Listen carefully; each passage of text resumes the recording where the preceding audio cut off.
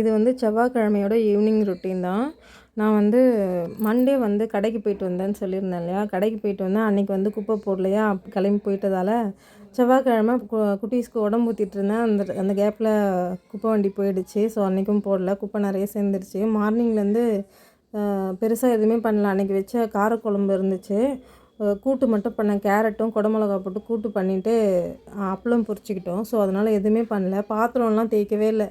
So evening போட்டு எல்லாத்தையும் தேய்ச்சிட்டு கிச்சன்லாம் க்ளீன் பண்ணிட்டு நைட்டுக்கு வந்து தோசை தான் பிளான் பண்ணியிருந்தேன். அந்த கூட்டு இருந்துச்சு பேலன்ஸு. ஸோ அதுவே போதும்னு சொல்லிட்டு வேறு எதுவும் செய்யலை. பாத்திரம் பார்த்திங்கன்னா அப்போ இட்லி செஞ்சோன்னா அந்த சிங்கே சின்னது. இதில் வேறு பாத்திரம் 2 நாள் பாத்திரம் அப்படியே சேர்ந்துருச்சு. மார்னிங் மண்டே ஈவினிங்கோடதும் டியூஸ்டே மார்னிங்கோடதும் சேர்ந்துருச்சு. பாத்திரம் அது மாட்டுக்கு இருந்துச்சு. தேய்க்கிறேன் வந்துகிட்டே இருக்குது. பாத்திரம் வந்து நம்ம கிச்சனில் வேலை செய்கிறது ஈவினிங்கில் செய்யும்போது அந்தளவுக்கு ஸ்வெட் ஆகலை. ஆனால் நைட்டில் வந்து பயங்கரமாக ஸ்வெட் ஆகுது. நான் ஈவினிங்கே பண்ணிடுறது பாத்திரம் தேய்க்கிறதெல்லாம். இன்றைக்கி வந்து நைட் ஆகிடுச்சு. பசங்களோடவே இருந்துட்டு உட்காந்துட்டு மூவி பார்த்துட்டு இருந்துட்டேன். நான் கிச்சனுக்கு போகும்போது 7:00 ஆகிடுச்சு. அந்த பாத்திரம்லாம் க்ளீன் பண்ணிட்டு கொஞ்சம் பாத்திரம் இருந்துச்சு.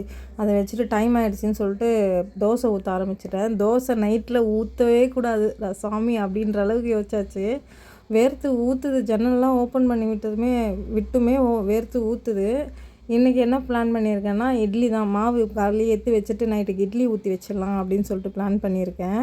இந்த தோசையை ஊற்றி எடுத்துகிட்டு வரதுக்குள்ளே சாப்பிட வேணாம் விட்டால் போதுன்ற அளவுக்கு தான் இருந்துச்சு. இத்தனைக்கும் வெறும் தோசை மட்டும்தான். சைட் டிஷ் கூட எதுவும் பண்ணல.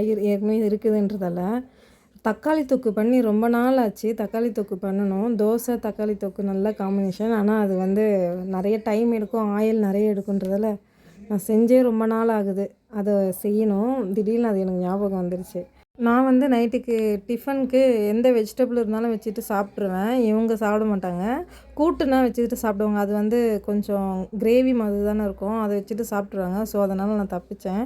சாப்பிட்டு முடிச்சுட்டு கிச்சனுக்கு க்ளீன் பண்ணிட்டு கொஞ்சம் பாத்திரம் இருந்தது. அதை அப்படியே போட்டு போய் படுத்தாச்சு. அதுக்கு மேலே செய்ய முடியல. தோசை தக்காளி தொக்கு மாதிரி உங்களுக்கு என்ன ஃபேவரட் காம்பினேஷன் சொல்லிட்டு கமெண்ட்டில் சொல்லுங்கள். பாய்.